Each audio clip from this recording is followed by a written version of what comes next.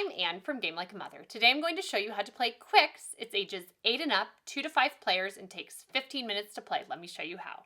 The goal of Qwixx is to get the most points, which you do by filling in X's on this chart that goes along with the numbers that you're rolling on dice.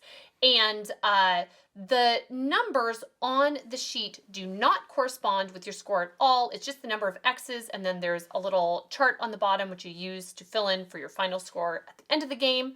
We'll show you how that works. Here we have set up a 3-player game. We're using dry erase markers because we've laminated our scorecards because we played enough to do so.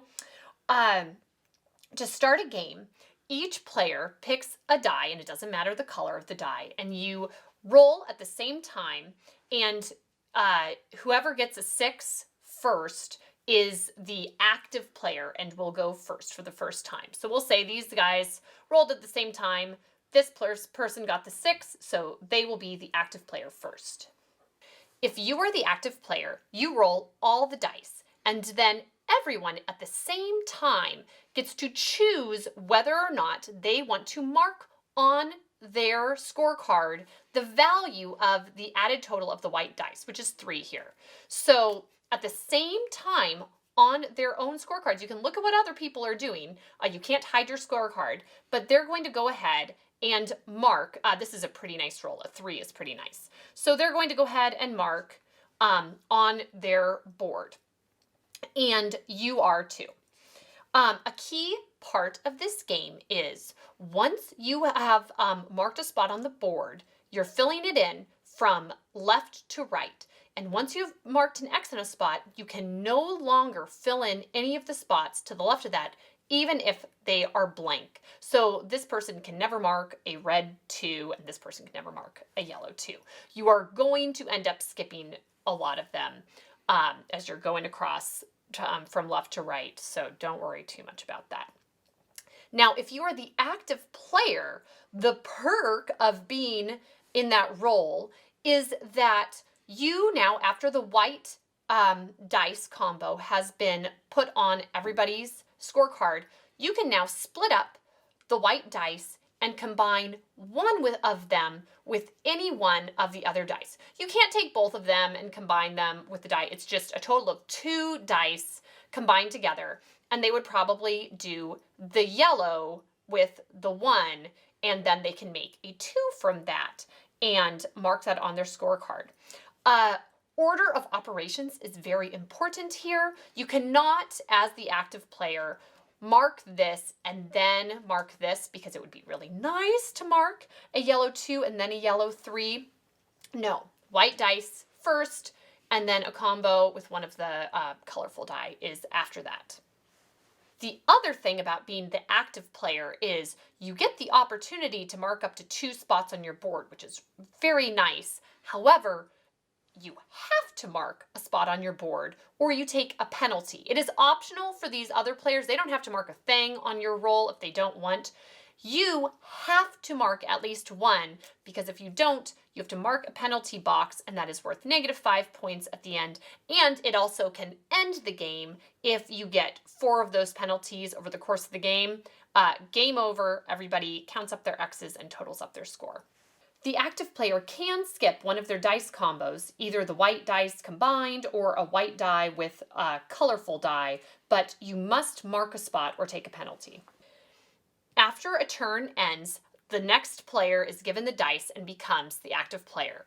You pass clockwise to the left. So this player has rolled, and their white dice combo is a 9. And you can pick whatever color you want to mark that on. Again, everybody's going to do this at the same time. He's going to choose a blue 9, but if this person really wanted to, they could do a red 9, even though they've skipped all of these. It doesn't matter, and this person doesn't have to do it at all if they don't feel like it. Take another 2 dice and mark their second spot if they so desire. And what you're trying to do is once you have 5 spots crossed off in the same color of row, at that point, if a 2 or a 12 is rolled, so for a yellow, it would have to be a 12 for this player. If that was rolled and they were able to, and it was let's say it was on this person's turn and it was a white dice combo, so everybody would have it. This player is able to mark off the 12 right here, and then they also get to get, it's like a bonus score for them. They get a bonus X for locking off that color, at which point that die is removed from the game, and the other players are no longer allowed to mark any spots in that row, even if it's a white dice combo. The yellow die is out of the game, and we usually put a little dash mark across the end of that spot, so we know you cannot mark in that row anymore. And once that has happened for 2 spots, it doesn't have to be on the same player's scorecard that it happens. If this player, well, we'll say they got that earlier, and then they had these 5, and a 12 was rolled another time, and so they were able to lock off that spot, this die is removed and the game is over. You can often lock the same row simultaneously.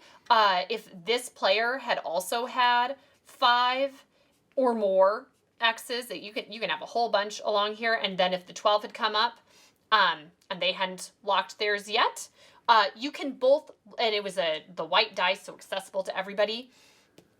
This is out there. You can both lock at the same time. It's not like a whoever marked it first situation. If it's the same dice roll that did it, then you can lock it. However, if this hadn't been locked off and it was only the red that was being removed, the game's not over. Even though they've both locked off, it has to be 2 dice removed from the game in order for the game to end. Also, at this point, even if this player is the active player, they don't get to mark anything else on their board if this has been marked up. If 2 dice have been removed and the game is over, then even if you're the active player and you can mark more spots on your board, too bad, game over, time to total everything up. And then, of course, the other way, sometimes you just aren't rolling those 2s or 12s, and people have X's all the way over to here, and you're rolling middle numbers, and you just keep on getting those penalties because you can't mark anything. And once you get 4 penalties, then you total everything up and the game is over. End of game scoring. So we're saying this game ended because 2 dice were removed when the color rows were locked. And how you total up your score is you count the number of X's in a row and then look down at this chart down below and mark it for that color in the appropriate box. So 9 X's equals 45 points, and add up the ones for the other rows and subtract 5 points for every penalty box you crossed off. Their total was 68 points. However, this person got a few more points with 74, so they would be the winner. So that's how to play Qwixx. We adore this game. We had to laminate our cards because we didn't want to have to start buying refills. We were going through them so quickly. It works great as a game to play with kids or to bring to an adult game night. So check it out. Thanks, and see you next time from Game Like a Mother.